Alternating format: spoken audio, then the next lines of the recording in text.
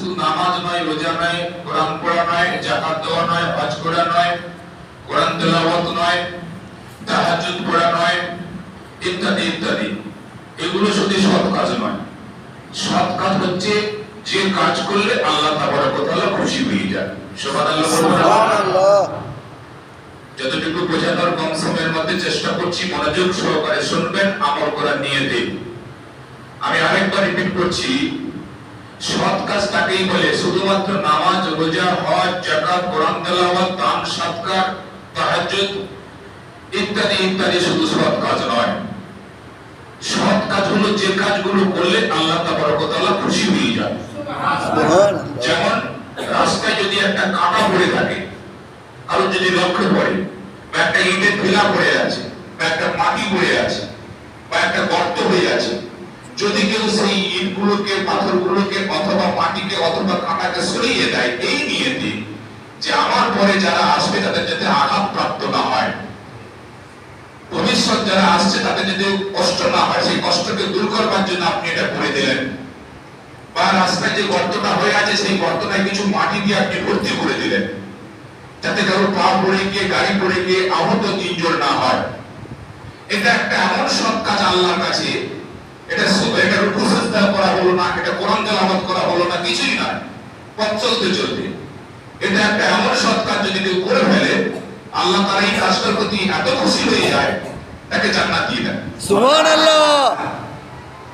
আপনারা বিশ্বাস করেন যে না করেন, আবার আমি এটা হাদিসে জেনেছি, এবং রাসূলুল্লাহ সাল্লাল্লাহু আলাইহি ওয়াসাল্লাম মেরাজে গিয়ে তিনি জিজ্ঞেস করলেন যে এখানে এই ব্যক্তিটি, তার চেহারা টেহারা, রাসূল তো দেখে বুঝতে পারতেন, মানুষের মুখে দেখতে, মুখ দেখে তিনি বুঝতে পারতেন তার ভিতরে কি আছে।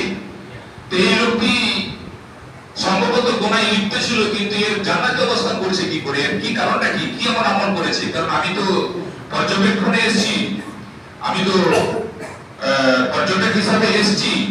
পরিভ্রমণ করলে অনেক কিছু শিক্ষা করা যায়। ভ্রমণকারী হিসাবে, পরিভ্রমণকারী মুসাফির হিসাবে বাইরে বেরিয়ে ঘোরাফেরা করলে অনেক জিনিস শিক্ষা করা যায়। তাই নবীজিকে আল্লাহ ডেকেছিলেন মেরাজে শিক্ষা দেওয়ার জন্য।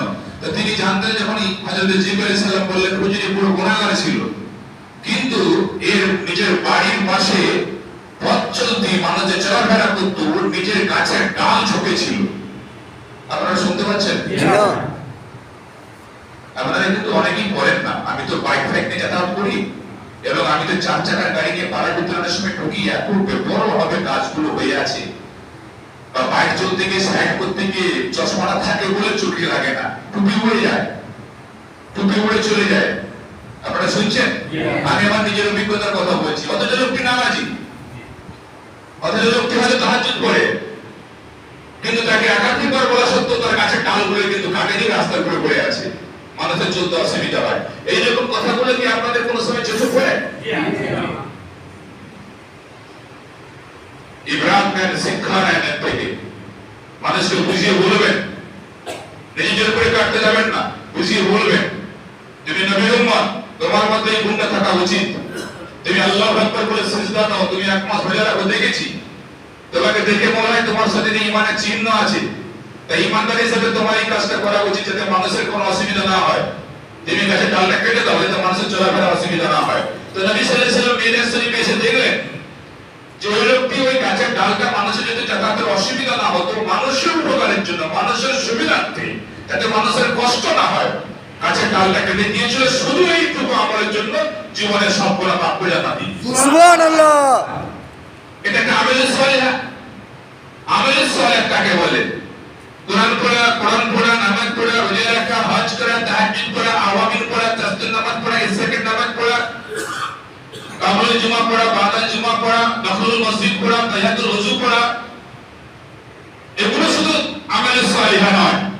আমলে সালেহ হলো যে কাজটা করলে আল্লাহ তাবারক ওয়া তাআলা খুশি হয়। একটি বেশ্যা মেয়ে তার শরীর বিক্রি করে জীবন যাপন করত, বেশ্যা পতিতা বললে সুভাষায় হয়। সেই বেশ্যা মেয়েটি সারা জীবন, তার সারাদিনে দিন রাত্র করে 4-5টা পুরুষের কাছে জীবন গিয়ে শরীর দেখিয়ে সেটা জীবন রুজি উপার্জন করে সে তার জীবন যাপন করে। তার নাম ডাক শহর গ্রামে গঞ্জে খুব, একদম অরিজিনাল ঘটনা বলছি, নবীজির কথা বলছি, নবীজি বলছে, এটা আমি বলছি না, নবীজি বলছে। আগেকার জামানায় এরকম মেয়ে একটা ছিল, তো সেই মেয়েটি পথ চলতে চলতে একটা কুকুরকে পিপাসার্থ দেখলো। গরমের সময় কোনো কুকুর এমন পিপাসায় জিভ বেরিয়ে গেছে, হেঁটে গিয়ে পানি খাবার মতো উপক্রম হয়নি। আপনি বলবেন এমন কি ধরনের তার পিপাসা লাগলো সে হেঁটে গিয়ে পানি তালাশ করতে পারলো না? আরব কান্ট্রিতে পানি যেখানে সেখানে আমাদের মতো পাওয়া যায় নাকি? আরব কান্ট্রিতে পানি বিক্রি করা হয়, পানি কিনে খেতে হয়। আমাদের এখানে মানুষ আমরা হিউজ আমরা পানি অপচয় নষ্ট করি, গা ধুতে গিয়ে কি নষ্ট করি, রুজু করতে গিয়ে খেতে গিয়ে নষ্ট করি। আরব কান্ট্রিতে পানি বিক্রি করা হয়, কিনে খেতে হয়।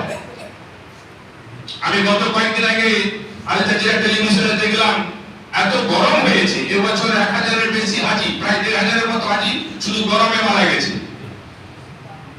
শুধু গরমে মারা গেছে 1000-1500 হাজি। তার মধ্যে মিশরের বেশি 2 নম্বরে বাংলাদেশ। কি গরম কেউ তো পাই না আমরা এখানে। আমি দেখলাম সেই টেলিভিশনে উটগুলো যারা মরুভূমিতে ঘোরাফেরা করছিল, বিচরণ করছিল, চারণভূমিতে খাওয়া দাওয়া করতো, পানির পিপাসা এমন লেগেছে যেতে পারেনি, তো সেইখানে পড়ে গিয়ে উটগুলো সব মরে যাচ্ছে। একটা উট পানি না পেয়ে অনেকদিন থাকতে পারে, কারণ তার শরীরের মধ্যে পানির ট্যাঙ্ক আছে, পানি রিজার্ভ করে রাখার তার জায়গা আছে। তা সত্ত্বেও সে পানি পায়নি, সে মারা গেছে। পৃথিবীর জমিনে একমাত্র পানি আল্লাহ কোরআনে বলেছেন আফালা ইয়ানজুরুনা ইলা লিবিলি কাইফা খুলিকাত, তোমরা উটের গঠন প্রণালী এবং উটের সৃষ্টির রহস্য তোমরা দেখো। আমি আল্লাহ তাআলা উটকে কেমন ধরনের সৃষ্টি করেছি, আমি আছি কিনা, আমি কর্তৃত্ব পাওয়ার অধিকারী কিনা, আমি সর্বোপরি ক্ষমতার অধিকারী কিনা। তোমরা উটের সৃষ্টি রহস্য ব্যবচ্ছেদ করে শরীরকে কাটাছাড়া করে তোমরা গবেষণা করে দেখো আমি আল্লাহ তাআলা কত বড় নিখুঁত সৃষ্টিকারী। আমাদের কষ্ট হচ্ছে না? নবীজি বলেছেন গল্পটা, ওই মেয়েটি পালকিতে যাচ্ছিল, পালকির জানলা থেকে পর্দা হাওয়ায় উড়ে গিয়ে লক্ষ্য যখন পড়লো, পর্দা করে যাচ্ছে, এখন লক্ষ্য করে দেখলো ওই পুকুরের দৃশ্যে মেয়েটি নেমে গেল। পালকি থামে, নেমে গিয়ে মেয়েটি তার নিজের ওড়নাকে কূপে ভিজিয়ে যে পুকুরের মুখে দিল, সভা শান্তি করলো। ওই গরম প্রচন্ড, নিচের গরম উপরের গরম। পুকুরটি সুস্থ হয়ে হাঁটতে শুরু করলো। 3 বার মেয়েটার দিকে 3 বার করুণ দৃষ্টিতে চেয়ে দেখছিল পুকুরটি, যে তুমি আমার প্রাণ বাঁচালে পানি দিয়ে। পালকিতে যখন উঠবে তখন গায়ে দিয়ে আসমান থেকে আলো হচ্ছে, ও মহিলা তুমি তো ব্যভিচার করে করে জীবনটা শেষ করে দিয়েছিলে। তোমার এই আমেল সালিহা, তোমার এই কাজটা আমি আল্লাহ এত পছন্দ করেছি, জীবনের সব গুনাহ maaf করে ওই খাতায় নাম লিখেছি, তুমি আর যেও না কাজটা বিক্রি করতে। সঙ্গে সঙ্গে মেয়েটি বলল পালকি ঘোরা বাড়ি যাবো। সুবহানাল্লাহ। কষ্ট হচ্ছে না? পশুর প্রতি দয়া নির্দয় হবেন না, বিল্লির প্রতি নির্দয়। পৃথিবীর জমিনে একটি মাত্র প্রাণী যে মানুষ খাসা, বিল্লি। এই বিল্লির সৃষ্টি সম্পর্কে নবীজি বয়ান করে গেছেন, আপনারা পড়েছেন তো? বিল্লির সম্পর্কে নবীজি কি বলেছেন, কুত্তার সম্পর্কে নবীজি কি বলেছেন, শুয়ারের সম্পর্কে নবীজি কি বলেছেন? পড়বেন আপনারা, পড়ুন। ইকরা, আপনার নবীর প্রথম ভাষণ ছিল ইকরা, পড়ুন। আল্লাহ নবী বলেছেন মানুষের ডিপ্রেশনকে শোষণ করে নেয় বিল্লি। বিল্লি কাছাকাছি থেকে থাকতে দাও, দাঁড়াবে না, নির্দয় হবে না, ওর ছোটা হারাম নয়। বিল্লির ছোটা খেয়ে নেওয়া যায়, আমি খাই। বিল্লি তরকারিতে মুখ দিলে সে তরকারিটা খাওয়া যাবে, বিল্লি ভাতের মুখ দিলে সেই ভাতটা খাওয়া যাবে। বিল্লি যদি কোনো পানিতে মুখ দিলে সে পানিতে ওযু করা যাবে। বিল্লির ছোটা হারাম নয়। বিল্লি যখন দিবস ও রাতে তোমার কাছে ঘুমোতে যায়, তুমি ছেলে ফেলে দিও না, যে ঘুমাও। তোমার শরীরে 31টা রোগ শোষণ করে নেবে। আমি আল্লাহ এইভাবে সৃষ্টি করেছি। তাই এইভাবে সৃষ্টি করে তোমাদের রোগকে কন্ট্রোল বা নিরাময় করবার জন্য ডিপ্রেশনকে শোষণ করে নেওয়ার জন্য, দুশ্চিন্তাগ্রস্ত হয়ে তোমরা মানসিক ভারসাম্য হারিয়ে ফেলে উল্টাপাল্টা কাজ করে ফেলো। সেই ডিপ্রেশনকে শোষণ করে নেওয়ার জন্য, দুশ্চিন্তাকে শোষণ করে নেওয়ার জন্য আমি দিল্লিকে তোমাদের সৃষ্টি করে বাণিজ্য পাঠিয়েছি। তোমাদের কাছাকাছি থাকবে, শোষণ করে নেবে, রাখতে দাও। সাথীগুলো ঘুমাতে বালিশের বেডের মধ্যে নিয়ে ঘুমান। কষ্ট হচ্ছে? আরে নবীজি বলেছেন মানা না মানা আপনাদের। আপনার নবী বলেছেন, আপনাদের জানেন কি সালাম আলাইকুম পড়েন। নবী প্রেমী, নবী ভক্ত সবাই আমরা, কিন্তু সবচেয়ে নবী দুশমন আমরা। সবচেয়ে নবীকে অপমান করছি আমরা। হিন্দুরা করে না, আমরা করছি। নবীর কথা বলে তো অমান্য করে তুলি মেরে উড়িয়ে দিয়ে, কোনো ব্যাপার নাই, তুলি মেরে উড়িয়ে দিয়ে আমরা সমস্ত করছি। নবীর কথাকে সবচেয়ে বেশি মুসলমানরা তার উম্মত হয়ে অমান্য করছে বা তাকে অপমান করছে। আপনারা কি আমার কথায় সমর্থন করেন? না করলে আমার কোনো অসুবিধা নেই, আমি আকীদা করি মুসলমানরা সবচেয়ে বেশি নবীকে অসম্মান করে, এটা আমার আকীদা, এটা আমার বিশ্বাস। নবী বলেছেন মা বাবার মুখের দিকে চেয়ে কথা বলবে না, জোরে কথা বলবে নবী সাল্লাল্লাহু আলাইহি সাল্লামের মুখের উপরে নবী সাল্লাল্লাহু আলাইহি সাল্লাম যে আওয়াজে কথা বলতেন সেই আওয়াজে যদি বেশি হয়ে কেউ কথা বলতো তার জীবনের সব গুনাহ তার জীবনের সব আমল বরবাদ হয়ে যেত। কোরআন শরীফে সূরা আল-হুজুরাতে আছে, তোমরা নবীর কাছে নবীর স্বরের জোরে তোমরা কথা বলবে না, তো আমি সব আমল বরবাদ করে দেব, আল্লাহ কোরআনে ধমকি দিয়েছেন। তাই সাহাবীরা খুব চিন্তা ভাবনা করে কথা বলতেন। এই কথার দ্বারা আমাদেরকে সবক দেওয়া হয়েছে, নবীকে লক্ষ্য করে বললে কি আমাদেরকে শিক্ষা দেওয়া হচ্ছে বস্তুকের কথার উপরে জোরে কথা বলবে না, পীরের কাছে পীরের কথার যেন ফলন তোমার জন্য না বেড়ে যায়, মা বাবার কথার ফলনের থেকে তোমার জন্য কথার ফলন না বেড়ে যায়, ওরকম মহিলারা তোমাদের স্বামীর কথার ফলন করবে, তোমাদের কথার ফলন যেন না বেড়ে যায়। যদি বেড়ে যায় জীবনের সব আমল বরবাদ করে দেবো। কথা শুনছি? আপনারা কি আপনাদের মেয়েগুলোকে শিক্ষা দিয়ে দিয়েছেন এই কথাগুলো? যদি না দিয়ে থাকেন কিয়ামতের দিনে আল্লাহ করবে, এটাও সাবধান করে দিলাম। জান্নাতের মতো সহজ নয়, কিন্তু খুবই সহজ।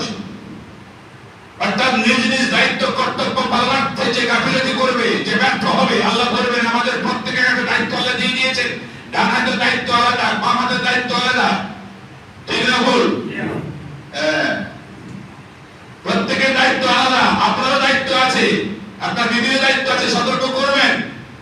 ওই টিভি গুলো চালিয়ে দিয়ে, মোবাইল গুলো চালিয়ে দিয়ে ইউটিউব হয়তো শুয়ে শুয়ে দেখছে মেয়েরা পড়ছে কিনা, ছেলেরা পড়ছে কিনা। কারণ মেয়েটা ডাকতে পারে না তার মেয়েকে, ওযু করে সবার সামনে নামাজ পড়ো। বাবারা ডাকতে পারে না ছেলেকে, আমার সামনে এসে নামাজ পড়ো। আপনারা আমাকে প্রশ্ন করেন, আপনি করেন আমার একটা পোতা আছে, আমার একটা ভাইয়ের জি আছে, আপনারা বলে আমার একটা পোতা আছে, আমি আল মাহদি বলে নামাজ পড়বার সময় ডাকি নামাজ পড়ে। ওই শুক্রবার দিন করে আশেপাশে এখন স্কুল হচ্ছে বলে আসে। আপনারা শুনছেন? করবেন, দায়িত্ব পালন করবেন। আপনি জান্নাতে চলে যাবেন, বিবিটার কি হবে? আপনার পোতাটার কি হবে? আপনার ছেলের কি হবে? আপনারা কি কথাটা উড়িয়ে দিতে পারেন? Parents best teacher for children, বাবা মা হলো ছেলে মেয়েদের জন্য প্রকৃত ওস্তাদ বা আসল ওস্তাদ বা শিক্ষক। নবী সাল্লাল্লাহু আলাইহি সাল্লাম ঠিক এই কথা বলেছেন, বাবা মা হলো ছেলে মেয়েদের আসল ওস্তাদ, বাবা মা হলো ছেলে মেয়েদের আসল ওস্তাদ। তো আপনি কি ওস্তাদ? আপনি কি শিক্ষক? কি শিক্ষা দিচ্ছেন? মাকে স্মরণ করে দেবেন, সারাদিন আমি বাইরে থাকি, আমি ইনকাম করি, উপার্জন করি, আমার তো সময় থাকে না ছেলে মেয়েদের লক্ষ্য করে দেখবার। তুই একটু খেয়াল করবে, দেখবে কোথায় যাই কি করে। এসে আপনি হিসাব নেবেন মায়ের কাছ থেকে, এসে আপনি মায়ের কাছ থেকে বাবা ছেলের কাছ থেকে হিসাব নেবেন, আজকে সারাদিন কি করেছো। আপনার এই শিক্ষকতা, আপনার এই টিচারশিপ আপনাকে কবরে নির্ভুলে শুয়ে থাকতে সাহায্য করবে। আখিরাতের জিন্দেগিতে আল্লাহর নূরের তাজ পরিয়ে, মুকুট পরিয়ে আল্লাহ পরিচয় করাবেন। দেখো পৃথিবীর জমিনে কুনতুম খায়রা উম্মাতিন উখরিজাত নাস তা'মুরুনা বিল মারুফ, কোরআনের আয়াত রেফারেন্স। এবং সেই সঙ্গে আরেকটা রেফারেন্স দিলে দুটো ভালো হবে। ইয়া আইয়ুহাল্লাযিনা আমানু কু আনফুসাকুম ওয়া আহলিকুম নারা, হে ঈমানদারেরা, প্রত্যেককে ইন্ডিভিজুয়াল ভাবে উত্তর থেকে দক্ষিণ, পূর্ব থেকে পশ্চিম প্রত্যেককে আপনাদেরকে দায়িত্ব দিয়েছে। মেয়েগুলোকেও দায়িত্ব দিয়েছে, আমাকেও দায়িত্ব দিয়েছে। আল্লাহ বলছেন এই আয়াতে, ইয়া আইয়ুহাল্লাযিনা আমানু কু আনফুসাকুম ওয়া আহলিকুম নারা, হে ঈমানদারেরা, হে মুসলমানেরা, তুমি নিজে জাহান্নাম থেকে বাঁচো, পরিবার পরিজন আহলে বাইতকে অর্থাৎ স্ত্রী ছেলে মেয়ে প্রতাপতি নাতি নাতনিকে জাহান্নাম থেকে বাঁচানোর চেষ্টা করো। কি করছেন আপনারা? কি করছেন আপনারা? ছেলে থেকে দিনটা নিয়ে আসো, ছেলে থেকে শস্যটা নিয়ে আসো। আপনি তো কেনেননি, মাও তো বলেননি থেকে নিয়ে আসো, খোঁজ নিয়েছেন? প্রত্যেকে ছেলের প্যান্টটা পড়ছে, প্রত্যেকে ছেলের কামিজটা পড়ছে, আপনি তো দেখা দেননি, আপনি খোঁজ নেননি। কষ্ট হচ্ছে। এটা আল্লাহ দায়িত্ব দিয়েছে, বিবিকে দায়িত্ব দিয়েছে স্বামীকে টাইম মতো নামাজ পড়বার তাকিদ করবার জন্য। যদি আমি খান আমার বিবি তাকিদ দেয় নামাজে, তাহলে আমি বলবো কি তুমি আমাকে এত বড় ক্ষমতা, আমি নামাজ পড়ছি কিনা, নামাজ পড়বো কিনা তুমি তাকিদ দেবে? বিবি তখন কোরআনকে হাতে নিয়ে বলবে এই কোরআন আমাকে দায়িত্ব দিয়েছে তুমি নামাজ পড়ছো কিনা দেখবার জন্য, বলবার জন্য। তুমি তো আমাকে প্রতিশ্রুতি নিয়ে এসেছিলে শরীয়ত মোতাবেক জীবনযাপন করাবে বলে, আজকে সুদ খেয়ে আমাকে কেন টাকা নিয়ে এসে খাওয়াচ্ছ? আজকে জুয়া খেলে কেন এসে টাকা খাওয়াচ্ছ আমার ছেলে মেয়ে আমাকে? নবী সাল্লাল্লাহু আলাইহি ওয়াসাল্লাম বলেছেন লা ইয়াদখুলুল জান্নাহ জাসাদুন কুজিয়া ফিল হারাম, যে শরীর হারাম থেকে খেয়ে বৃদ্ধি হয় সে শরীর কখনো জান্নাতে যাবে না। তুমি কি করছো আমাদের জন্য? মেয়েরা বলবে স্বামীকে, স্বামী বলবে জুমার নামাজ পড়ে গিয়ে শাকটা তো আমি নিয়ে আসিনি, মাছটা তো আমি নিয়ে আসিনি, প্রত্যেকে নিয়ে আসবে। তুমি নামাজ পড়তে বেরিয়ে যাওয়ার পরে পাশের জমি থেকে শাকটা তুলে এসে রান্না করেছি, সে জমিওয়ালাকে বলেছিলে, বলেন না খাবো না, শোনাও তুমিও খাবো না, ছেলে বলতে দেবে না। তুমি কেন বলে নিয়ে আসনি? না বলে আনার জন্যই হারাম হয়ে গেছে। পরে যখন না বলে করলে কি হয়?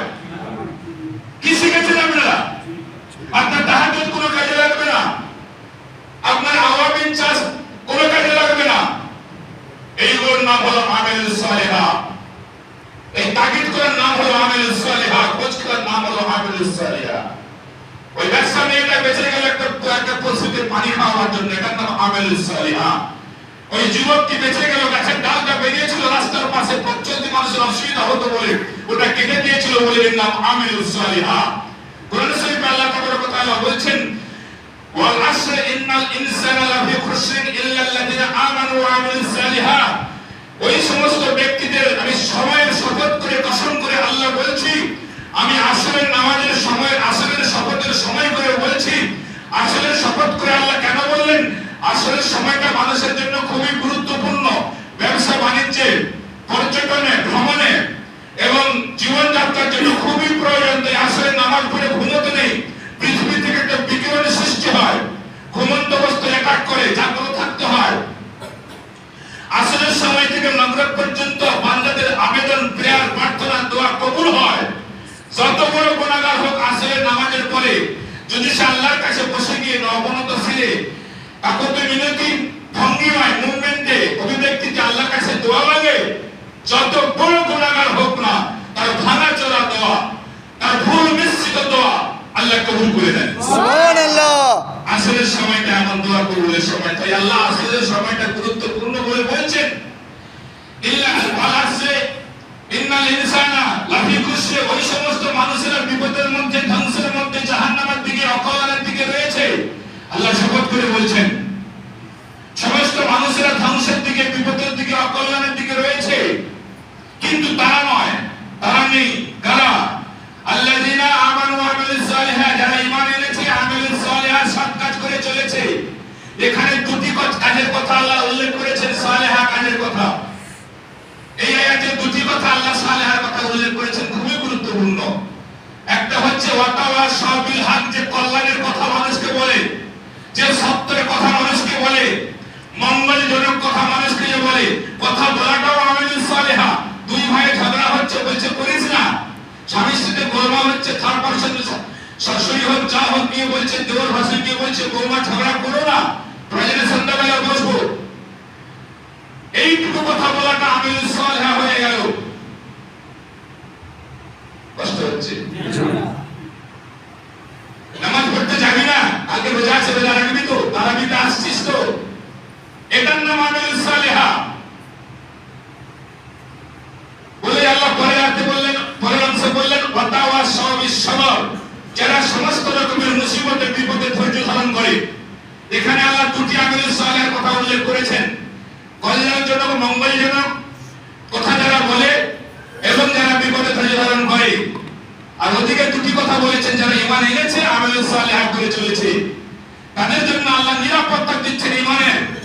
তাদের জন্য আল্লাহ অভয়বাণী শোনাচ্ছেন আখিরাতের জিন্দেগিতে। তাদের জন্য আল্লাহ ইহকালের অভয়বাণী আল্লাহ শোনাচ্ছেন। কি শোনাচ্ছেন? তাদের জন্য কোনো ক্ষতি হওয়ার সম্ভাবনা নেই, ইহকালে এবং পরকালে জুড়ে। সুবহানাল্লাহ। দেখেন এই আমিলুস সালিহা কেমন।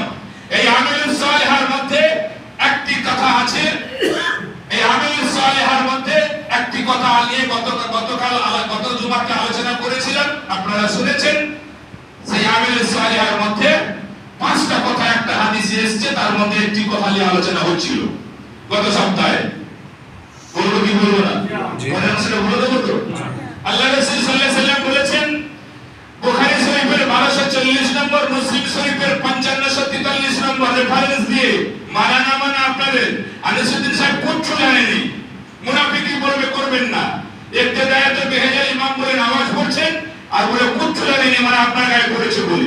আমি কি বলেছি যে মোহাম্মদ সাহেব সুদ খায়? আমি কি বলেছি মোবারক সাহেব জুয়া খেলে?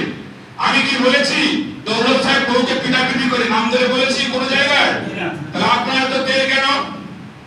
আমি সুদের কথা বলেছি, বিশ্বের মুসলমানদের সুদের ব্যবসা শুরু হয়েছে ব্যাপক হারে, জুয়া খেলা শুরু হয়েছে ব্যাপক হারে। আপনারা কি খবর রাখেন? আইপিএল খেলা হয়, পুরো জুয়া খেলা হয়। বর্তমানে টি20 বিশ্বকাপ খেলা হচ্ছে, জুয়া খেলা হচ্ছে, আপনারা জানেন? এই পুতাখালী অঞ্চলে জুয়া খেলা হচ্ছে। বিরাট কোহলি 40-এর বেশি রান করবে, 10 লাখ টাকা। আরেকজন বলছে 40 রানে আউট হয়ে যাবে, 10 লাখ টাকা। আউট হয়ে গেলে 40 রানে এসে 10 রান নিয়ে দিল। আপনারা কি খবর রাখেন? আজকে ইন্ডিয়া জিতবে 15,000 টাকা। আরেকজন বলছে আজ ইংল্যান্ড জিতবে 15,000 টাকা। ফাইনালে কে জিতবে? সাউথ আফ্রিকা না ইংল্যান্ড?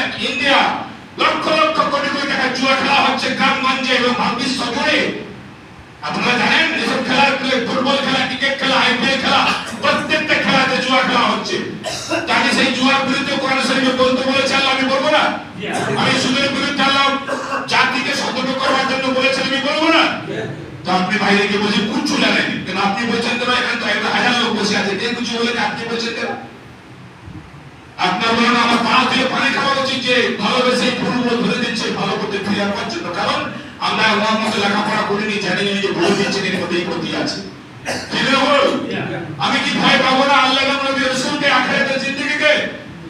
আল্লাহ পাক কোরআন শরীফে সূরা আল মাইদার 62 নম্বর আয়াতে বলেছেন, হে মুসলিমদের সম্মানিত মুসলিমদের জ্ঞানী গুণীরা শুনেন, আজকের আলেম মুফতি পীর মাশায়েখরা কত বড় ভণ্ডামি করে।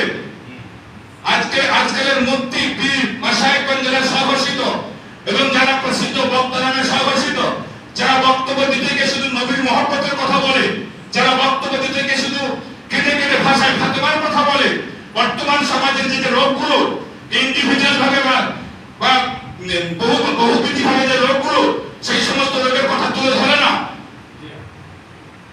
বলতে গেলে আমাকে ডাকবে না, নবীর কথা বলছে। একজন সুদকে পুরো শরীর ভরা মাথার চুল পর্যন্ত, এখনো পর্যন্ত গোসলটা ফরজ কিভাবে করতে জানে না, সে নবীর এই কথাটা শুনে কাঁদছে, তার কোনো কান্না কাজে আসবে? কথা পায় না। আল্লাহ নবী সাল্লাল্লাহু আলাইহি সাল্লাম বলেছেন, যদি কেউ কোনো পরিমাণ হারাম খেয়ে কিয়ামত পর্যন্ত কাবা ধরে কাঁদে, তার দিকে আল্লাহ মহব্বতের নজরে দেখবেন। কত বড় মারাত্মক কথা নবীজি বলে দিয়ে গেছেন। আপনি দোয়ায় কাঁদতে পারেন, আল্লাহ বলেছেন যদি মহব্বতের নজরে আমি দেখব না, কারণ আমার কথা মানেনি, ওকে হারাম খেতে না বলেছি, হারাম খাচ্ছে। এতগুলো স্পর্ধা, ইন্টারেস্টের টাকা নিয়ে গরু কুরবানি দিচ্ছে, এতগুলো স্পর্ধা, শুধু বুক ভেঙে বলছে আমার টাকাটা ব্যালেন্স আছে, আমি সামনে কুরবানি গরু কিনবো। আপনি জানাশোনা সত্ত্বেও সেই গরু গোশত খাচ্ছেন, এতগুলো স্পর্ধা। আল্লাহ বলছেন হারাম ছাড়া, হালাল ছাড়া হারাম আমি গ্রহণ করি না। সে বলছে তুমি গ্রহণ করতে না পারো, জমি আমি করে দেখাবো, তুমি গ্রহণ করো কি আমি দেখতে চাই। আপনাদের কষ্ট হচ্ছে? সাবধান হয়ে যান। কোরআন শরীফে আল্লাহ কি বলেছেন পীরদেরকে এবং আলেমদেরকে শোনাচ্ছি আপনাদেরকে। সূরা আল মাইদা কোরআন শরীফ খুলুন, 62 নম্বর আয়াতে, দুটি আয়াতে 62 63 নম্বর আয়াতে আল্লাহ বলেছেন, আলেম ওলামারা পীর মাশায়েখরা কি দেখে না সমাজে মানুষ হারাম খাচ্ছে, ফিতনা করছে, গন্ডগোল করছে, ওরা কি চুপ করে থাকবে? বলবে না আমি ওদের এই আচরণকে পর্যন্ত ঘৃণা করি? আল্লাহ কোরআনে বলেছেন যে আলেম ওলামা পীর মাশায়েখরা কি দেখছে না সমাজে হারাম খাওয়া হচ্ছে, ফিতনা হচ্ছে, গোলমাল হচ্ছে, ওরা চুপ হয়ে আছে, ওদের এই আচরণটা আমার কাছে বড় ঘৃণা। তাহলে আমি যদি চুপ করে থাকি আল্লাহ তাকে ঘৃণা করবে, তার কবরে আযাব যাওয়ার আগে থেকে শুরু হবে, ঠিক কি না? আল্লাহ বহুকে পৃথিবীর জমিনে বেঁচে অবস্থায় বেজ্জত করাবে, ছেলেদের বেজ্জত করাবে, শরীরের রং পরিবর্তন করে দেবে, মুখের শ্রী পরিবর্তন করে দেবে, ফর্সা মানুষটা মৃত্যুর পরে কালো ধারণ করে দেবে। কোরআন শরীফের তাফসীরে জালালাইনে এবং তাফসীরে মারিফাতুল কোরআনে আল্লাহ বলে দিয়েছেন। আমি কেন বলি আপনাদেরকে ভালোবাসি বলে? গরিবী জীবন যাপন করুন, তিন বেলা না খেতে করুন, পানি দিয়ে থাকুন, কুলিগিরি করুন, মনিগিরি করুন, এতে সম্মান আছে। নবী সাল্লাল্লাহু আলাইহি সাল্লাম বলেছেন কাল কিয়ামত ময়দানে মাহশর বিচারের দিনে, বিপদের দিনে ওই শ্রমজীবী মানুষগুলোকে দেখবে আম্বিয়াদের দলে সারিবদ্ধভাবে দাঁড়িয়ে আছে। সুবহানাল্লাহ। শ্রমজীবী মানুষগুলোকে যারা মাথার ঘাম পায়ে ফেলে, যারা মাটি খোলে, যারা কৃষির কাজ করে, মুদেগিরি করে, কুলিগিরি করে, কি ভাবছেন আপনারা আপনাদের সম্মান কত জানেন? এই দোকানদার ভাইরা যারা ব্যবসা করে, এই পুজোর ব্যবসা করে, সত্যের উপরে দাঁড়িয়ে থেকে বিনা কসমে বিশ্বস্তর সঙ্গে ব্যবসা করে, কাল কিয়ামত ময়দানে মাহশরের দিনে তিনটি জামাতে তাদেরকে খাড়া করাবে, সিদ্দিকদের জামাতে, শহীদদের জামাতে, নবীদের জামাতে তাদেরকে আল্লাহ খাড়া করে দেবে। সুবহানাল্লাহ। আরে বেটা কসমে পড়ে কসমে এমন ফন্দি করে বলে কোম্পানি একটা তৈরি করছিল, তার প্রথম আমি পেয়ে গেছে, মিলিয়ে আসছি। আল্লাহ কসম করে বইটি 82 টাকা কিনছি, 83 টাকা পাও। কথা শুনছেন? আর যে ব্যবসাতে বেশি মেয়েরা আনাগোনা করে, সোনার ব্যবসায়, কাপড়ের ব্যবসায়, ওদেরকে পড়াইতে বড় সুবিধা। কাপড়ের প্রতি মেয়েদের মোহ, সোনার প্রতি মেয়েদের মোহ। আমি আনিসুদ্দিন খান টুপি পরে বসে আছি, 5 ওয়াক্ত নামাজ পড়ি, লোকে বলে মা বোনটা খুব ভালো লোক। এমন যে 5 দোয়া নেই কি বুঝতে পারেন? কিনে নিচ্ছি 30 টাকায়, কসম করে বই নিয়ে আসছি 50 টাকায়, একটু টাকা দাও আমাকে খরচ। আমি তোমাকে সত্যি কথা বলি, বাপের কসম করে বইটি তোমার কাছ থেকে একটা পয়সা পেলাম। আল্লাহ থেকে নেমে এসে বাপরে বসে আরম্ভ করেছে। আল্লাহ বলেছেন আমি দেখি, চোখা ঘুরিয়ে দেবো, বেলাবেলি ঝাঁপ ফেলে দেবো। এই বিলে বাজারে অনেক মুসলমানের হয়ে গেছে এই বন্ধুর অবস্থা, কথা কয় না। এসব কথা বলছি বলে কষ্ট হচ্ছে। জামাত আলী সাহেব বা দৌলত সাহেব গুরু শাসন পর ধরে হিন্দু ক্রিয়া করে দৌলত নিয়ে যা আমার কিছু টাকা দিতে হবে, বলে গেলে 4 লোক খাই করে টাকা নিয়ে দে, তুই নিয়ে যা জড়ো করে খাই হিন্দু মনে করে যা জড়ো করে খাই। জামাত আলী সাহেবকে পেয়ে গেল হাজি সাহেব মানুষ, এমনি বলছে আপনি কষ্ট পাচ্ছেন নাকি? মেয়ে করে জামাতরা নিয়ে যাও, পরে একটু গরম করে যাবে কি দামের ভাড়া ও এখন ফ্যান করে লেগেছে। পেট্রোল মোবিল বলুন কারণে ভালো আছে, ফ্যানে যাতে পায়খানা করতে করতে। আমি জানি জামাত আলী সাহেব আল্লাহ মানুষ হজ করে এসেছে দুজনে, আল্লাহ পাক তাদেরকে হজ কবুল করুন। তখন মরিচি এইতে কথা বলেছিল, বিসমিল্লাহ আল্লাহু আকবার বলে সুন্দর গোশত খাইতে হয় মরিচে, কিন্তু কথা শুনছেন? আর না হলে একটু চিকিৎসা করার পরে আমার জামাত আলী সাহেব বলতে বলে ভাই দিলে কাকে দেবো, কত যাচ্ছ ভাই? বলে 25 টাকা। 27 টাকা দিয়ে দেবে, 25 টাকা করবেন কি আবার 25 টাকা দিয়ে দেবে, ওদের লিয়ে আসতে কিনা বলছেন। আল্লাহ বলে দেখে কি সব ব্যবস্থাটা করবো, দৌলতকে জামাতকে ছাড়বে করবে। এমনি বললাম, এমনি বলছি হয় কি হয় না? না কোন হয়নি? ব্যবসায়ী ভাইরা সাবধান। আল্লাহ নবী বলেছেন কোন এক ব্যবসায়ী মাল নিয়ে গেছিল, আপেল হোক, কলা হোক, কাপড় হোক, সোনা হোক, যে কোনো একটু যে ব্যবসা, পরবর্তীতে খরিদ্দার এসে বলছে দাদা এটা আমি নেব না, আপনি আমাকে নিয়ে টাকাটা দেন। আল্লাহ নবী বলেছেন যদি কেউ মালটা নিয়ে ওই মালের পরিবর্তে টাকাটা দিয়ে দেয়, অন্য কোনো মাল না দিয়ে, লেখা আছে ধারে বিক্রয় নাই, মালে ফেরত নাই। আল্লাহ নবী বলেন উল্টা কথা লেখা আছে, ধারে বিক্রি নেই তো নেই, নেই তো নেই। কিন্তু যদি কেউ ধার দিয়ে বিক্রি করে, সে যদি দিতে না পারে অসুবিধা হয়, আর ওই বিক্রেতা বলে যা দিতে হবে না, আল্লাহ নবী বলেন কিয়ামতের দিনে আল্লাহ বলেছেন আমি আল্লাহ তাআলা ওই বান্দাকে খুঁজবো, যেমন পৃথিবীর জমিনে বিপদে পড়ে বান্দার ধারকে মিটিয়ে দিয়েছে, আমি ওর মাথায় রহমতের হাত দিয়ে, কুদরতি হাত দিয়ে বলবো তোর সমস্ত গুনাহগুলোকে আমি মিটিয়ে দিলাম, তুই বেহেশতে চলে যা। সুবহানাল্লাহ। বিপদে টাকা ধার দিয়ে দিলাম, তবে এখন আমাদের চরিত্র যেন টাকা রেখেও না করে, ঠিক কিনা বলুন? আর গুরুত্ব থাকে না ফেরত দেওয়ার সময়। হাদিসগুলো বললাম, পারলে আমল করবেন, যা আছে তাই বললাম। তো নবী সাল্লাল্লাহু আলাইহি সাল্লাম বলেছেন, কি বলছেন?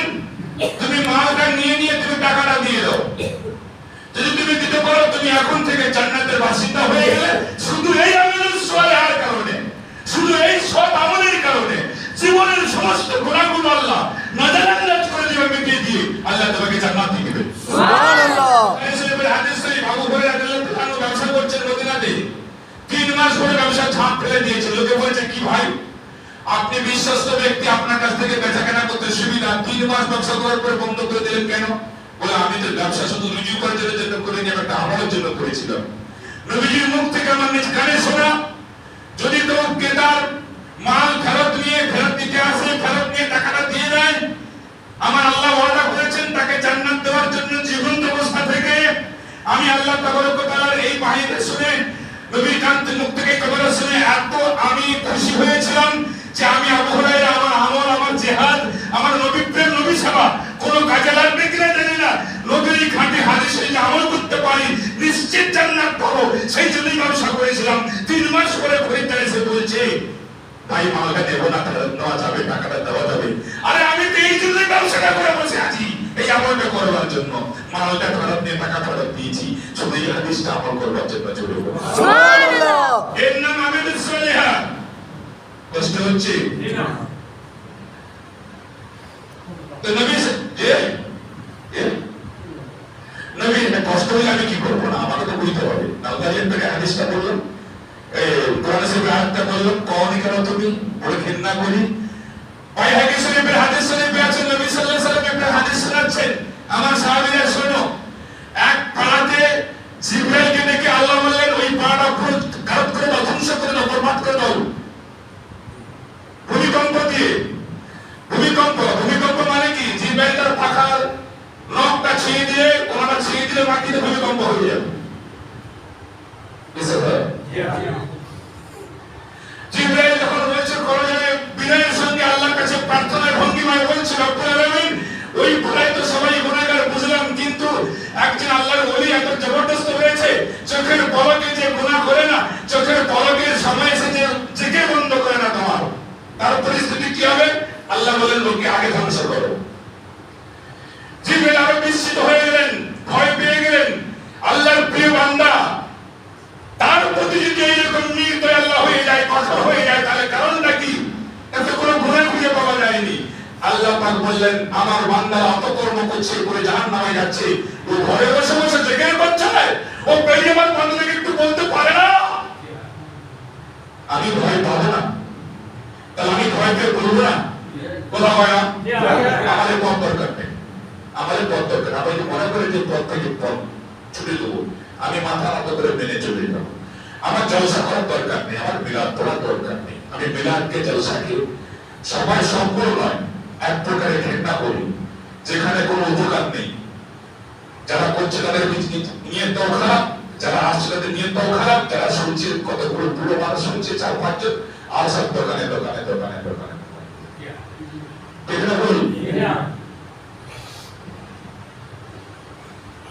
যে আল্লাহ আজ থেকে 30 বছর আগে জানাজার কাপড় পরে আমাকে মানুষ করিয়েছে। এই চাষতে ভাইরা উত্তর থেকে দক্ষিণ পঞ্চাশ বসে আছে, সেটা তবু ছেলেরা, একটা তবু ছেলেরা, লেজিন বাবুর ছেলেরা, তারা সহ আমার শহরে আছেন। প্রত্যেকেই আপনারা গ্রামবাসী, সহযোগিতা না করলে আমি জায়গাতে আসতে পারতাম না। আপনাদের দেওয়া এবং দোয়া, সেই আল্লাহর কথা ভুলে যাই কি করে? আমি জলসায় না গেলে, মিলাদে না গেলে, মসজিদে ইমামতি না করলে আমি খেতে পারবো না। আমার রাজ্জাক আমাকে খাওয়াবে। তিনি আমার জন্য জায়গাটা রেখেছেন আমার সৃষ্টির পূর্ব থেকে, সেটা কেউ কেড়ে নিতে পারবে না, আর তার বেশি কেউ দিতে পারবে না। ঠিক না বলুন? কি আছে আমার? আমি আপনাদেরকে ভালোবাসি, এখন বুঝবেন না, আমি মরে যাওয়ার পরে বুঝবেন যে কি কথাগুলো বলতে ভালোবেসে আমাদেরকে। তো মহতারাম বুজুর্গ, সম্মানিত জ্ঞানী গুরুজনেরা, রাসূলুল্লাহ সাল্লাল্লাহু আলাইহি ওয়াসাল্লাম একটি হাদিস বলেছেন, বুখারীর 1240, মুসলিমের 5543। عن ابي هريره رضي الله عنه قال سمعت رسول الله صلى الله عليه وسلم يقول حق المسلم على المسلم خمس। প্রত্যেক মুসলমানের প্রতি 5টা হক আবু হুরায়রা বলেছেন, রাসূল থেকে শুনেছি।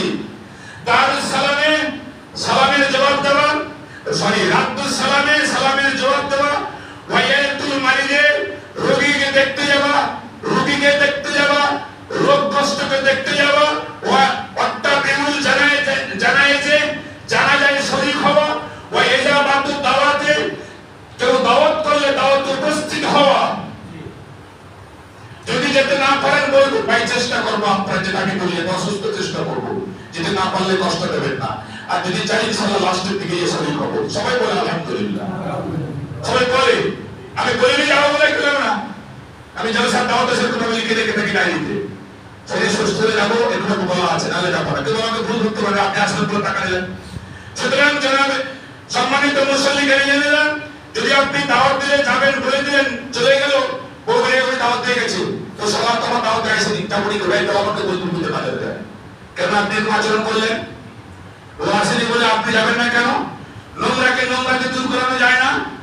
নোংরাকে ভালো দিয়ে পরিষ্কার করতে হয়। ও অথম আপনি উত্তম হলেন না কেন গিয়ে দাওয়াতে? যদি আপনি না যাবেন তাহলে সেরকম বলতেন, চেষ্টা করবো ভাই, বলতে পারবো না, একটু বলে দিতে পারতেন। কথা বোঝা গেছে? হ্যাঁ, খবরদার সাবধান, মুনাফিকি যেন না হয়ে যায়। তাহলে দাওয়াতে উপস্থিত হওয়া, ওয়া তাসবিতুল আতিসি তাওয়া, এবং হাঁচি হলে, ছিক দাতা, হাঁচি দাতা যদি আলহামদুলিল্লাহ বলে, বলা শূন্য। যদি সে আলহামদুলিল্লাহর কথা কেউ শুনে থাকে, তারা যেন বলে ওয়াজিব হক ইয়ারহামুকাল্লাহ। এই 5টা হক, এই হক যে না হক করবে তার বিপদের সীমা থাকবে না। আপনাদের কষ্ট হচ্ছে? তাহলে এখানে উঠে এসছে ওয়াইয়াদাতুল মারিজ, এই মরিজ লোকের সেবা শান্তি দেখভাল করতে যাওয়া। রাসূলুল্লাহ সাল্লাল্লাহু আলাইহি ওয়াসাল্লাম বলেছেন, দিনের বেলা যদি কেউ সকালবেলা কোনো মরিজ লোককে দেখতে যায়, তাহলে সন্ধ্যা পর্যন্ত 70,000 ফেরেশতা তার জন্য দোয়া আল্লাহর কাছে করতে থাকে। সুবহানাল্লাহ। আপনার জন্য 70,000 ফেরেশতা দোয়া করে এই আমানুস সালিহের জন্য, যেখানে কোনো রুকু নেই, সিজদা নেই, সূরা ফাতিহা পড়ার কোনো দরকার নেই। যদি কেউ সন্ধ্যাবেলা যায়, সকাল পর্যন্ত 70,000 ফেরেশতা তার জন্য দোয়া করে। সুবহানাল্লাহ।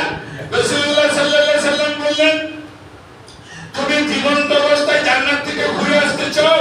আল্লাহ রাসূল সাল্লাল্লাহু আলাইহি সাল্লাম তাকে বলেন, সবাইকে বলেন, ইয়া রাসূলুল্লাহ আমরা চাই জীবন্ত অবস্থায় জান্নাত থেকে ঘুরে আসতে চাই। আল্লাহ রাসূল সাল্লাল্লাহু আলাইহি সাল্লাম বললেন, তুমি যদি জীবন্ত অবস্থায় জান্নাত থেকে ঘুরে আসতে চাও তাহলে তুমি অসুস্থ রোগকে একবার তুমি দেখতে গিয়ে কিছু সময় অবস্থান করো। যতক্ষণ তুমি অবস্থান করবে ততক্ষণ পর্যন্ত তুমি জান্নাতে ঘুরে ঘুরে বেড়াচ্ছ আর জান্নাতের ফলগুলো আহরণ করছো। সুবহানাল্লাহ। এর নাম আমালুস সালিহা, এর নাম আমালুস সালিহা। এই গত সপ্তাহে বলেছিলাম রাসূলুল্লাহ সাল্লাল্লাহু আলাইহি সাল্লাম তো বলেছেন, তিনি কি বলেছেন? হ্যাঁ, গত সপ্তাহে দুটো হাদিস বলেছিলাম। একটি ইহুদি ছেলেকে তিনি দেখতে গেছেন অসুখের খবর শুনতে পেয়ে, আরেকটি অসুস্থ লোককে তিনি সেবা করতেন গোপনে গোপনে। ইহুদি তার খাবার নিয়ে গিয়ে খাওয়াতো, তার ঘাগুলোকে পরিষ্কার করে ব্যান্ডেজ করে দিতেন নবীজি সাল্লাল্লাহু আলাইহি সাল্লাম। বেঈমানকে নবী সাল্লাল্লাহু আলাইহি সাল্লাম রোগী বলে, আসল পরিচয় রোগী, ঈমানদার বেঈমানের কোনো প্রশ্ন নেই।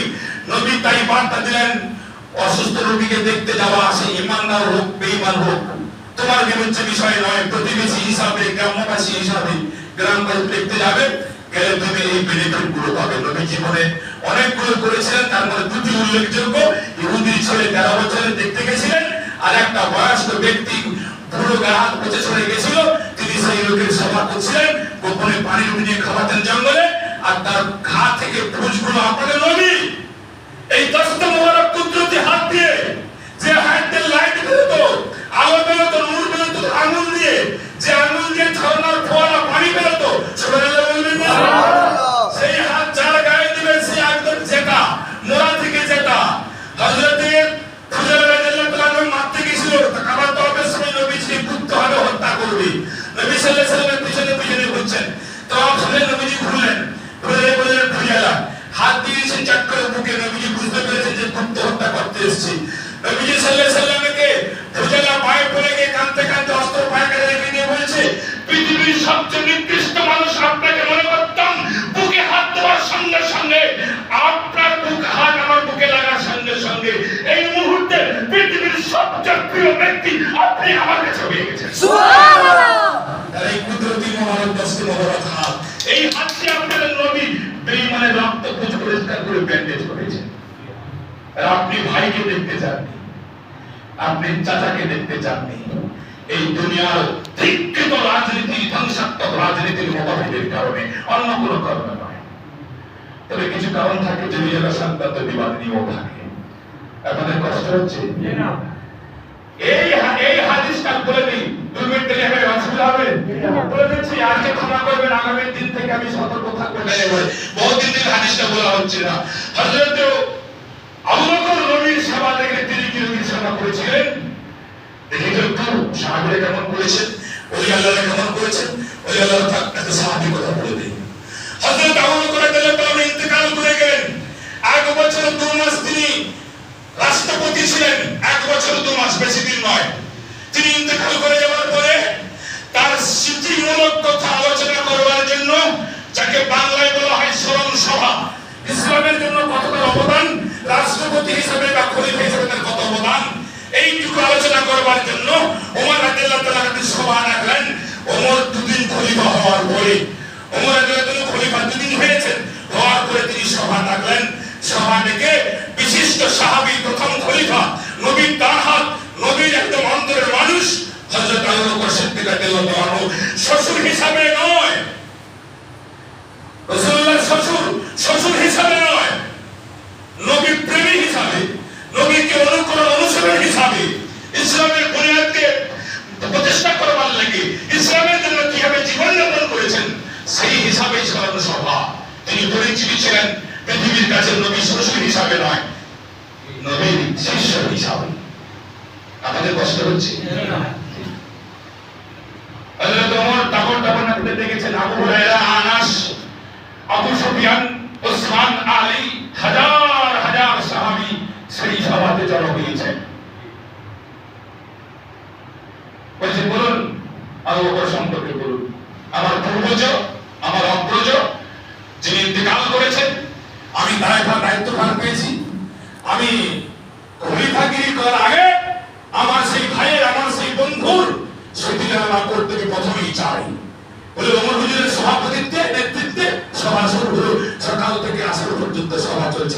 কম কম করে সবাই বলে যাচ্ছেন। ওমর যে নিজের দিকে মুখ করে চুপ করে দেখছে না, চোখ থেকে পানি পড়ছে। আবু বকর হুজুরের কথা আলোচনা হচ্ছে। সভা শেষের মুহূর্তে ওমর হুজুর বলছেন সভা শেষের পথে দোয়া করে সভা শেষ হবে। আর তো কেউ বলার নেই, তাহলে সভা শেষ হবে। ওই পিছনের দিক থেকে 18-20 বছরের একটি ছেলে হাত তুলে বলছে, ইয়া আমিরুল মুমিনিন, আমি কিছু বলতে চাই, আমাকে সময় দেওয়া হোক। আপনারা শুনছেন? চোখ কপালের উপরে। এই হাদিসটার বিশ্লেষণ যদি বসতে লাগালেন, ছাত্র দিকে যান, এদিকে সব থাকা, একটু বসতে লাগালেন পরে ফেলুন। এই হাদিসটা যদি বিশ্লেষণ করা যায় 4 ঘন্টা যাবে। 4 ঘন্টা আমি পারবো না, 4 মিনিটে সভা শেষ করব। তাফসীর মানে কি, অ্যানালিসিস মানে কি? প্রসঙ্গকে মজবুত করবার জন্য অনেক কিছু জিনিস নিয়ে আসে। তাহলে যাবে না সবাই এগুলো করে বলছি। সবাই ভোগ বুঝকে বললে এই ছেলে কি বললে, এত তাবর সব লোক বললো, এখনো হাজার লোক কেবার বলতে পারছে না, এই বাচ্চা ছেলে কি বলবে, সব ভোগপন্থী বললো। ওমর তখন বুঝতে পারলেন যে সভা বিরক্ত হচ্ছে। ওমর বলে, দাঁড়াও, যেহেতু আমি বলেছি সুযোগ দিতে হবে। বড় বাবা তুমি সামনের দিকে এসো। ছেলেটি ভিড় ফেলে সামনের দিকে আসেন। আরো বেড়ে জীবন আমিরুল মুমিনিন আবু বকর সম্পর্কে আমার কিঞ্চিত উপহার হিসাবে আমি রাখলাম। বলুন, আমি দেখেছি আবু বকর হুজুরকে আসলে জামাতে মসজিদুন নববীতে নামাজ পড়ে মদিনার অমুক গলির মধ্যে প্রবেশ করতে। আমার বক্তব্য শেষ। সবাই বললো, ইয়ে আবার কি হলো? আসলে নামাজ পড়ে মসজিদে জামাতে নামাজ পড়ে আর এই মসজিদের মদিনার অমুক গলিতে প্রবেশ করতে তুমি দেখেছো, এতে কোনো বক্তব্য হলো? আমিরুল মুমিনিন খুব চিন্তায় পড়ে কথাটা ভাবলেন, বাড়ি চলে গেলেন, বিবিকে রাত্রে বললেন। ছেলেটি বলেছিল রুটি নিয়ে, আবু বকর রুটি নিয়ে মদিনার অমুক গলিতে ঢুকে যেতেন। আমি কয়েকবার দেখেছি। বাড়িতে ফাতেমা হুজুরের বিবির নাম ছিল ফাতেমা, তাকে রুটি বানানো হলো। পরের দিনকার আসরের নামাজ পড়ে ওমর হুজুর মদিনার সেই গলিতে গেলেন। আবু বকর হুজুরকে অনুসরণ করছেন। সেই গলিতে ঢুকলেন, দুর্গন্ধময় গলি, কার ভাবে ঢুকতেছে না, প্রহরাবিহীন বডিগার্ডবিহীন হুজুর ঢুকছেন সেই গলিতে। কি গন্ধ! নাকে রুমাল টোপাল চেপে বমি বেরিয়ে আসবে, নিঃশ্বাস বন্ধ হবে। ঢুকলেন, ঢুকে দেখলেন মরণাপন্ন একটি জরাজীর্ণ রোগগ্রস্ত দেহপচা একটি লোক, মুখ হাত সব পচা, শুয়ে আছে জমিনে রক্তাক্ত বুঝে বসতে। চিন্তা করলেন, কেন আসতেন আবু বকর রুটি হাতে বসলেন, তুলে ধরলেন। আমি সবগুলো বলছি, আপনার কষ্ট হচ্ছে? তুলে ধরলেন, তুলে ধরে বলছেন, আজকে আসতে এত দেরি হলো, আমি তো ভাবছিলাম আমার কাছে আর কেউ আসবে। ওই লোকটি বলছে, কিছুই না বলে আমাকে আসার সঙ্গে সঙ্গে রুটি খাওয়ানো হতো, প্রচন্ড ভোগ লেগেছে, দেরি হচ্ছে, তাই মনে ভাবছি আজকে কেউ আসবে। হুজুরের পর সব কথাগুলো বুঝে যাচ্ছে যে আবু বকর রুটি নিয়ে কেন এখানে আসতো।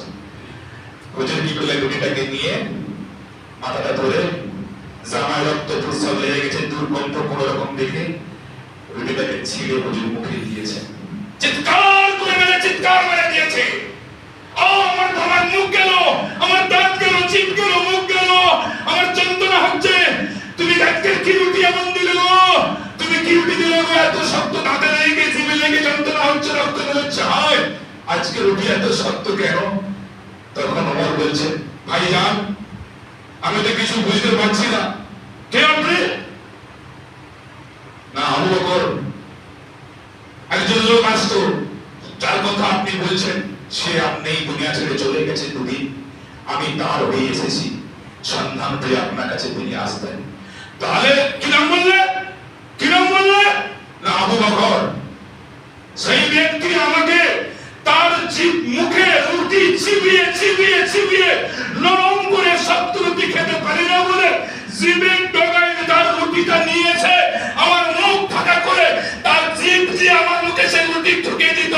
আমার খেতে কত আরাম হতো, তুমি সেটা আজকে না করে এই শক্ত রুটি দিয়েছো। এই জন্য কি নাম বললে? কি নাম বললে?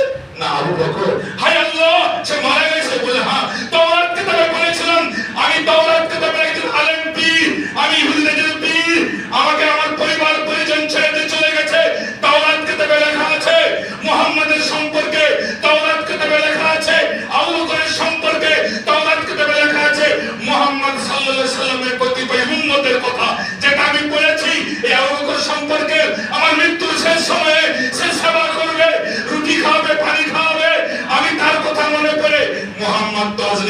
ছেড়ে চলে গেছে, আমি মনে করেছিলাম সেই আবু বকরের হাতে হাত দিয়ে কলমা পড়ে মুসলমান হব। হে আল্লাহ, তুমি এইটুকু সৌভাগ্য আমার করলে না, আবু বকরকে তুলে নিলে, তার হাতে হাত রেখে কলমা পড়ে বলে আমি তো বেঁচে আছি তার এই অপেক্ষায়। ওমর কাঁদতে কাঁদতে বলল, জিদ দিয়ে আবু বকর এই পচা ছড়া মুখে রুটি ঢোকা দাও। ভাই সে তো আজকে আর নেই। তখন বললেন, তাহলে আপনার নামও পেয়েছি কিতাবে তাওরাতে, কমসে কম আমাকে মুসলমানটা করিয়ে দেন। মুসলমান করে আমার কিছুক্ষণ পরে লোক ইন্তেকাল করলো। চলে বলে সুবহানাল্লাহ। যুগের সভা কারা বলে? এর মধ্যে আমাদের সরের মধ্যে এতগুলো গুণ না থাকলে আবু বকর পচা ছড়া মুখে জিভ দিয়ে ঢোকা। আপনাদের নবী ইহুদির সেবা করি, আজকাল সেই রোগী দেখতে যাওয়া বন্ধ করেছি আমরা গ্রামে। মরণের পরে মুখটা দেখি জানাজার পরে আজকে রেখেছে। কেন এটা আমাদের সালেহা নয়? এটা আমাদের সালেহা নয়। জীবন তো সাইজে একবার দেখতে গেল না, মরণের পরে দেখবার চোখ কেন? জানাজার পরে লাশ কবরে দাফন করবার তাড়াতাড়ি বিধান দেওয়া হয়েছে, আজকে লাশকে রেখে দিয়ে মুখ দেখানো হচ্ছে। আমার আপনাদের কষ্ট হচ্ছে এই রাজনীতির কারণে, সামান্য জমি জায়গার কারণে আমরা এই সম্পর্ক নষ্ট করেছি। ভাই ভাইকে দেখতে যায় না, চাচা দেখতে যায় না। এই এলাকাতে একজন বড় ভাইকে বলছে তো ছোট ভাই সাসপেন্ড করেছে, 2 বছর কথা হয় না, মেয়েরা বলছে ও শালাটা এখনো মরেনি। বড় ভাই উঠতি, কারণ দুজন দুই দল করে, তার জন্যই গরু আড্ডা দিচ্ছি। বললাম নবীকে অপমান করছে কারা? আসল সম্মানিত মুসলিমবৃন্দ, আমরা জান্নাত পাওয়ার জন্য হাঁটছি। আমাদের টার্গেট জান্নাত, আমাদের জাহান্নাম থেকে মুক্তি, এগুলো আমাদের চরম পরম সফলতা। সূরা বাকারায় বলা হয়েছে আমরা জান্নাতে যেতে চাই, জাহান্নাম থেকে মুক্তি পেতে চাই। তাহলে কমসে কম এই আমলের সালের উপর আমাদের করতে হবে। করব ইনশাআল্লাহ, চেষ্টা করব ইনশাআল্লাহ। আসুন এই আলোচনা ইহকাল পরকালের কল্যাণ বয়ে নিয়ে আসুন। যারা মাথার চুল এইরকম কাটেন, এইরকম রাখেন, নবী সাল্লাল্লাহু আলাইহি ওয়াসাল্লাম বলেছেন, আমি দুটি কথা বলে দিই, সামনে জুমায় না আওয়াজ দেব, মরণ হয়ে যেতে পারে। আপনাদেরকে দেখাই, না দেখলে তো আর বিশ্বাস করবেন না। আপনাদেরকে দেখাই, তাহলে বুঝতে পারবেন। এটা দেখতে পাচ্ছেন ছবিটা? যুবক জওয়ানরা দেখতে পাচ্ছেন চুল কাটা? দেখতে পাচ্ছেন? ছেলেকে, ভাইকে, ভাগনাকে চুল এরকম কাটবেন না। নবীজি বলেছেন, আবু দাউদ শরীফের 4193 হাদিস, এইরকম চুল কাটতে নিষেধ করেছেন নবীজি, শক্ত নিষেধ করেছেন। আর আবু দাউদ আছে, আমি বলে দিই, বর্তমানে বর্ষাকাল চলছে। আল্লাহ নবী সাল্লাল্লাহু আলাইহি ওয়াসাল্লাম বলেছেন, তাড়াতাড়ি করতে গিয়ে ভুল হয়ে যাচ্ছে। আল্লাহ নবী সাল্লাল্লাহু আলাইহি ওয়াসাল্লাম বলেছেন, ওয়াল কাজাউ আইনুলাকা রাসুশ শাবী, বাচ্চাদেরকে এরকম চুল কাটতে আমি আল্লাহ নবী মুহাম্মদ বারণ করছি, খবরদার করবে না। হাদিস শরীফ হচ্ছে আবু দাউদ 4193। বর্তমানে বর্ষাকাল, সাপ, হিংস্র প্রাণী, বিশেষ করে সাপ, এদের দংশন থেকে বাঁচবার জন্য, সর্পদংশন, বাংলাদেশে প্রচুর সাপের উৎপাত হয়েছে, এই সর্পদংশন থেকে বাঁচবার জন্য 2703 নম্বর হাদিস শরীফ তিরমিজির নবী সাল্লাল্লাহু আলাইহি ওয়াসাল্লাম দোয়া বলেছেন, আউযু বিকালিমাতিল্লাহি তাম্মাতি মিন শাররি মা খালাক, আউযু বিকালিমাতিল্লাহি তাম্মাতি মিন শাররি মা খালাক। সকালবেলা 3 বার, সন্ধ্যাবেলা 3 বার পড়বেন। সমস্ত রকমের সাপের বা হিংস্র প্রাণীর দংশন বা ক্ষয় থেকে আল্লাহ হেফাজত করবার অঙ্গীকার করেছেন। সাপ কেটে দিয়েছে, বিষ কোনো কাজে করবে না। সাপের মাথায় পা তুলে দিয়েছেন, লেজে পা তুলে দিয়েছেন, সাপ দংশন করতে পারবে না, মুখ বন্ধ হয়ে যাবে। আল্লাহ নবী বলে গেছেন। আরেকটা কোরআন শরীফের দোয়া আছে, বিসমিল্লাহিল্লাযী লা ইয়াদুররু মা আসমি সাইয়্যিন ফিল আরদি ওয়ালা ফিস সামাই ওয়া হুয়াস সামিউল আলিম। আবু দাউদ শরীফের 5088, তিরমিজি শরীফের 3388। এই কোরআন শরীফের আয়াতটা যে সকালবেলা 3 বার, সন্ধ্যাবেলা 3 বার যারা পাঠ করবে, জমিনের যত বালা, আসমানের যত বালা, বজ্র বা ভূমিকম্প প্রতি, বজ্রের প্রতি, সমস্ত রকমের দুনিয়াবি বালা থেকে আল্লাহ সে বান্দাকে সকালে পড়লে সন্ধ্যা পর্যন্ত, সন্ধ্যাবেলা পড়লে সকাল পর্যন্ত আল্লাহ তাকে হেফাজতে রাখবেন। সুবহানাল্লাহ। ইনশাআল্লাহ করবেন। আসুন এই আলোচনা ইহকাল পরকালের কল্যাণ বয়ে নিয়ে আসুন। মুসিবতের সময়